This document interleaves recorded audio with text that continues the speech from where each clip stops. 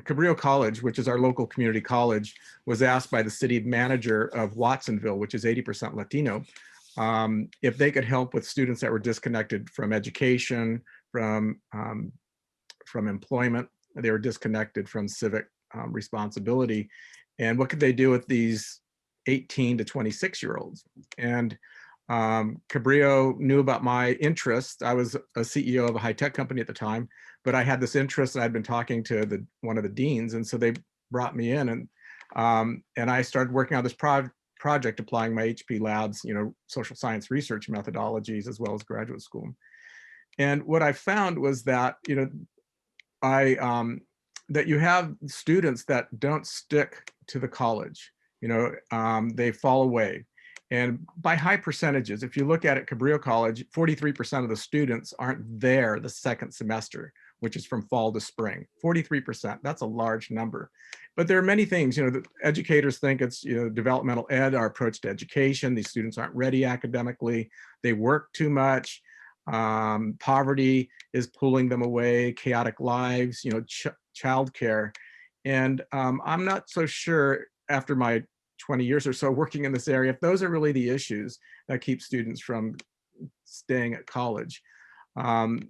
What I found that really counteracts that is this area of dignity.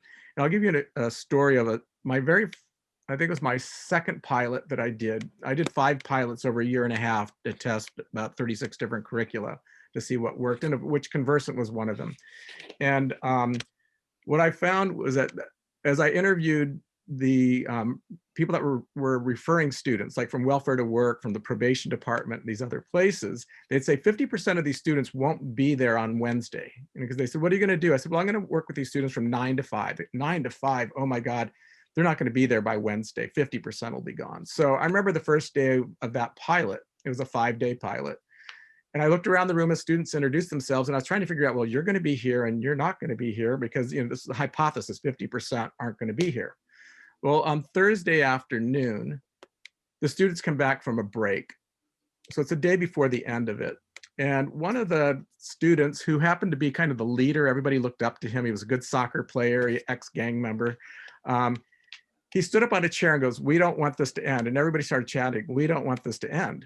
And I was shocked by that. And, I said, okay, well, let's not have a riot here. But if everyone commits to coming back in 2 weeks, I'll come back and do another day with you. And we went around the room, and all of the students said, yes, they'd be back. And 2 weeks later, they were all back. And that was my first, kind of hint that something's going on here, that if you create a culture of dignity, and these students, 92% of them were from welfare to work mothers, from probation department, and from a residential drug treatment program.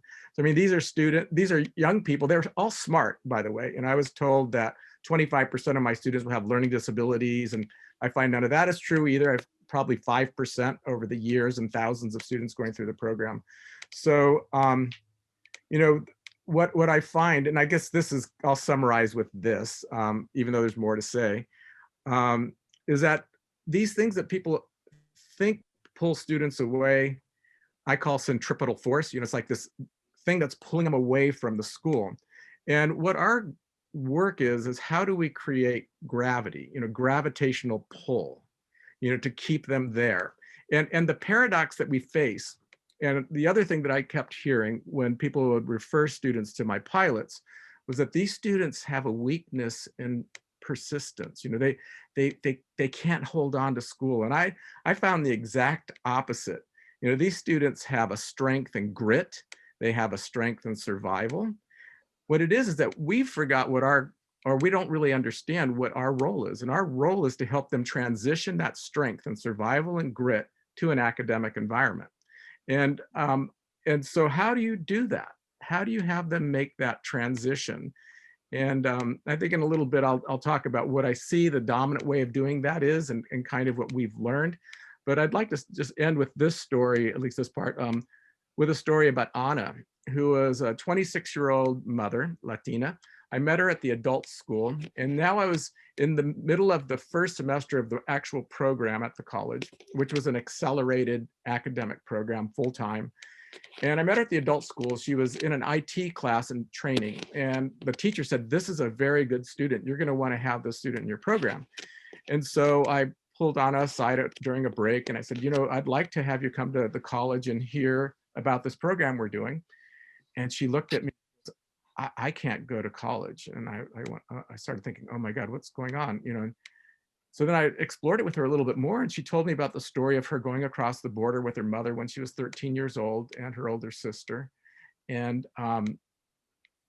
that they ended up in Watsonville. And at her 15th birthday, the quinceañera, about a week later, she found out she was pregnant. She dropped out of school. And so here's this young person, first person in her family to graduate from 8th grade, who now is in 9th grade and pregnant. And so she drops out of school. And by the time I met her at 26, she'd been holding 2 jobs. She'd had 4 children by that point, and she was burnt out. But she said, Diego, I can't go to Cabrillo. I'm afraid to do that because I never went to high school. How could I go to college if I never went to high school?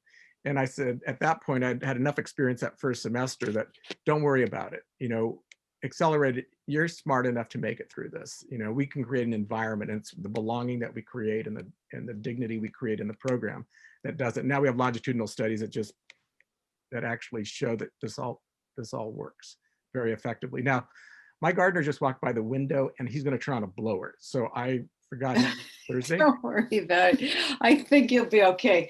But you know, I've got about 100 questions to ask you, but one of them is, you know, you've obviously brought a lot of different skills to what you've developed with these students over the years. And it's true, you've actually published the research that shows the results. But what is it about the conversant material that, because I know you've centered so much of it around that, what do you think it is that really helped provide the glue, you know, the gravity, as you were saying, that pulled these kids and their teachers together? What do you think it was? Well, so when I was at Hewlett Packard, so Hewlett Packard is how I found out about conversant. One of my colleagues, you know, Peter, that we worked with, was doing the rollout of conversant at Hewlett Packard. And so HP was looking, and every fall they reorganize the company. They start new divisions in markets that are growing, and they find general managers that are good with technology, with customers, understand what growth opportunities are, and so forth. And they found, as they studied the general managers, that there are some general managers people wanted to work for and others people did not want to work for. So being HP, and back then they would study a lot what was going on, they studied these managers that people wanted to work for, and they found several things about those managers. And one was they had heart, you know, that they connected with people, they listened. Not only did they listened deeply, that when a person came out of a conversation with a manager, they would actually be thinking differently about themselves because they'd start to recognize things about themselves and how that could align with the business, because the managers heard them at a deeper level and brought it forth and then aligned it with what could happen in the company. So these managers had this real skill set. And so they went looking around for a curriculum that would create that in all managers. And that's where they found Conversant. And they trained their top 800 executives in it. The 800 executives came out and said, this is powerful. All the managers and supervisors in the company should go through it. And that was the next 12,000 worldwide. And that's what Peter was involved rolling out. I think it's the same thing with at-risk students. I mean, you have teachers that listen at a deeper level to what's going on in a student. It changes their lives. You know, it's like, you know, I see you. And when somebody sees you, I mean, that's a deep experience. And more importantly, if you give voice to their gifts and their strengths and the purpose, because a lot of times we're confused in our society because we don't really have rites of passage. We have pretty superficial ones, which I won't talk about in our society. But, you know, we don't have that deeper part. And when you have somebody listening to you at that deeper level, that's listening for your gifts and your purpose, and they witness the indignities in your life and the struggles, and they say, you know, you can go beyond that. You know, it makes meaning. And I think meaning is what's missing from a lot of our students' lives. And I think a lot of our workers' lives as well. So I think listening is something that's very deep and connects in a way. And that's kind of the gravity that starts. That's the gravity that starts. How hard is it to, so what I'm hearing is a lot of authentic curiosity for, rather than, oh, these students at risk always have these problems. It's really, how do I see them as individuals? How do they see each other and connect in a sense like we belong here? It's not like we're not going to make it. We actually belong here and we belong with each other. It's very powerful.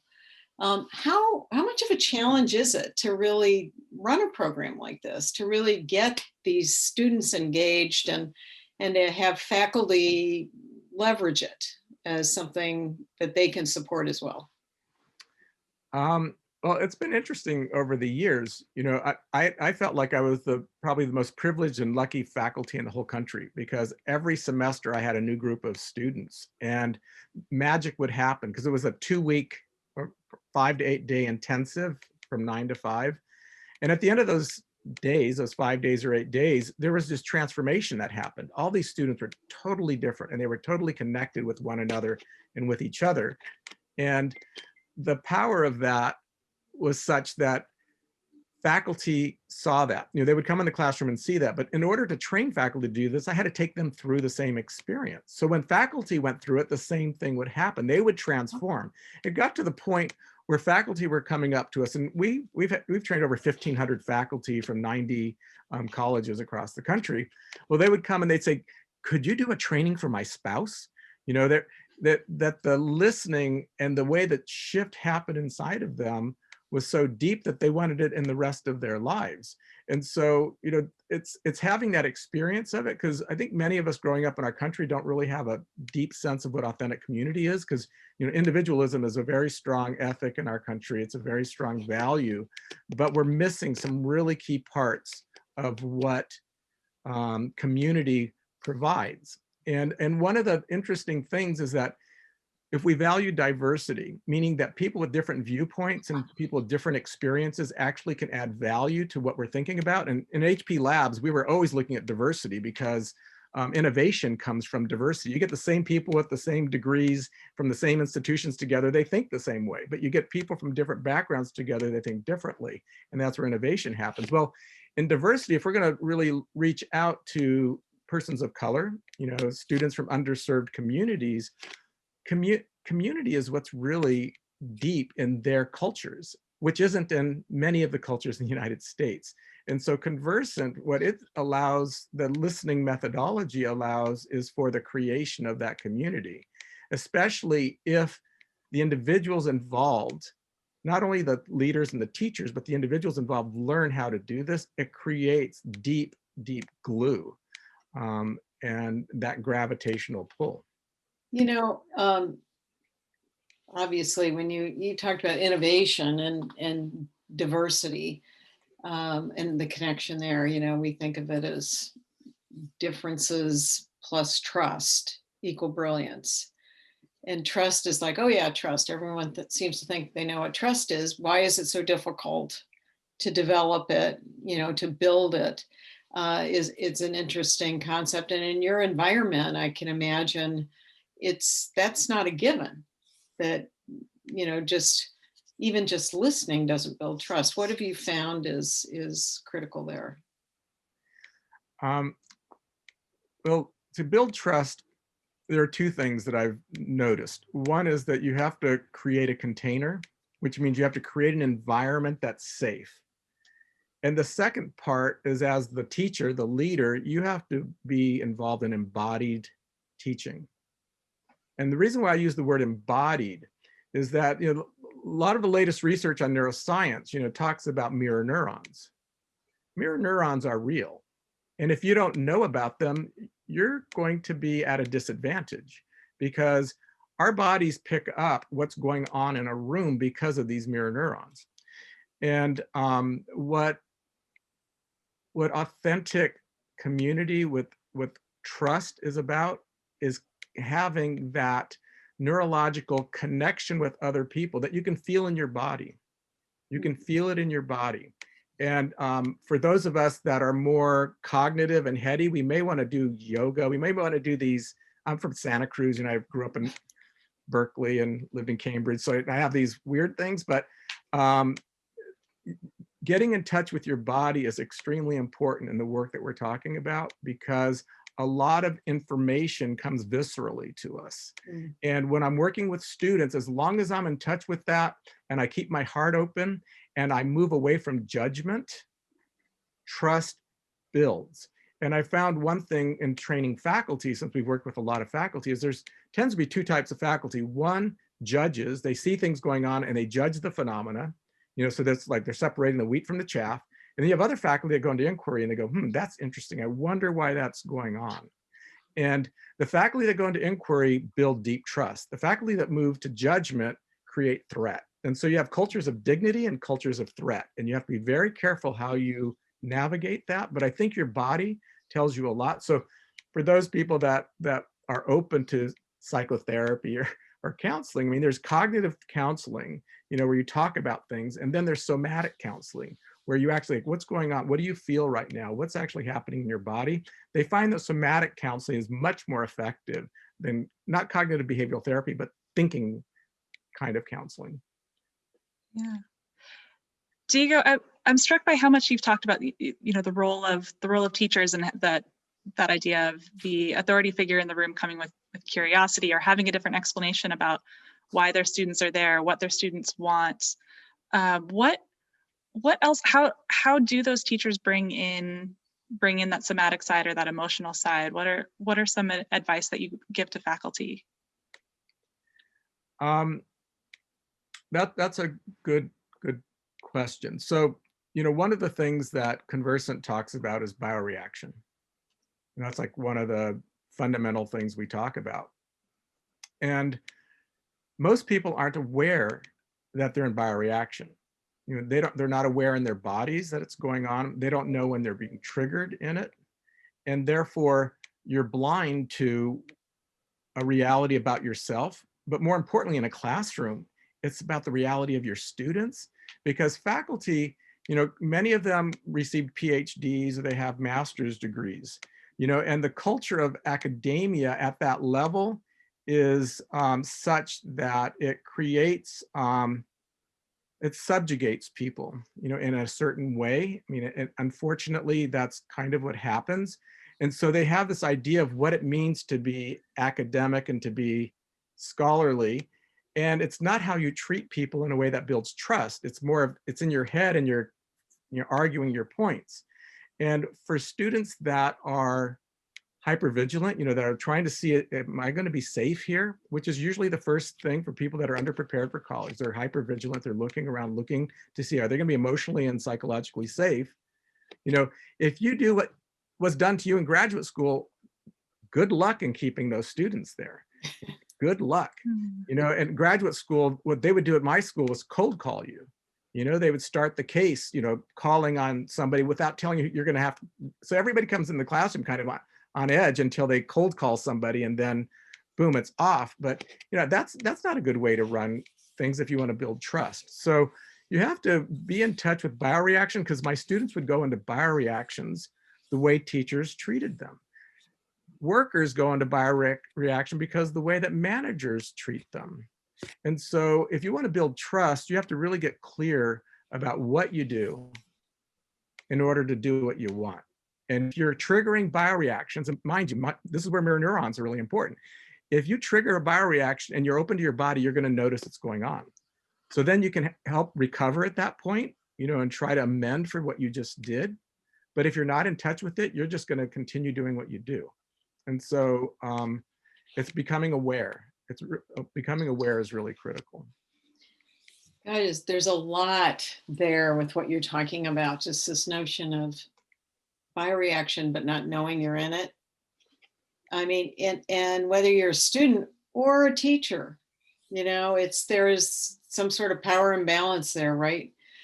And if, I think you and I talked about this before, can you always trust your gut? Well, not always. If you're not really self-aware, you might miss the fact that your gut is saying, I can't trust this person.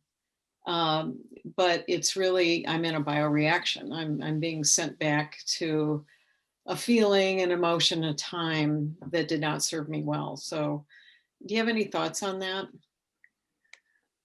Yeah, several.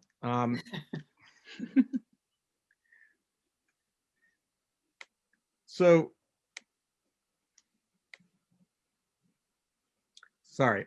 Somebody walked in my door and my mind went over there, so I'm trying to pull it back. Could you give the last part of your question so I could bring it back? Well, it's just being in bioreaction and not knowing it is an interesting thought. I mean, I automatically go, oh, I'm in bioreaction, and I would always know that. Well, you don't always know that.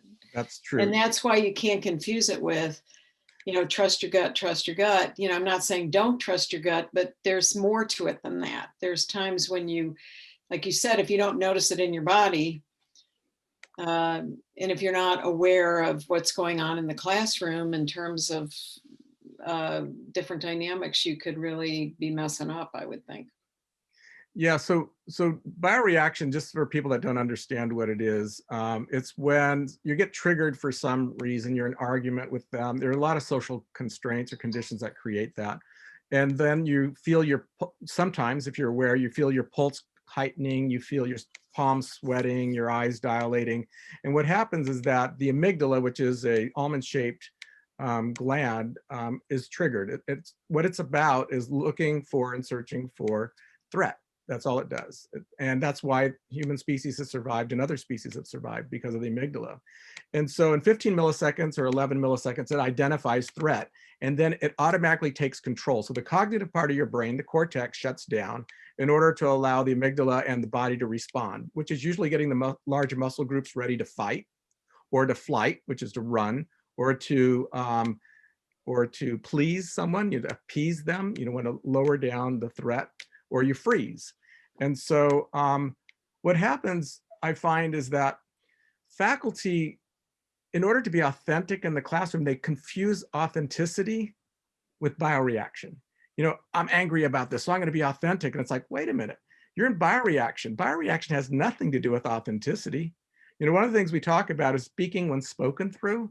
And in classrooms, it's very important because the learning moments occur not on the script of your lesson plan, but what is actually happening right now. And you're being aware of it, and then allowing whatever to come forth through you. It's not what you had planned.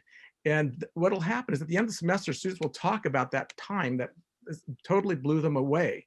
And so if you're learning to be spoken through, you do not want to confuse that with bioreaction, where you're angry or you're trying to appease what's going on in the room, or you're fleeing, you want to get out of there as fast as possible. Those are robotic forms. Those aren't being authentic in that way that creates connection. Now, one of the issues that goes on in academic environments, and I'm not sure how it fits in a business environment, and this is the last point I think is important, is that this idea of students not sticking at college, students not connecting and not feeling belonging.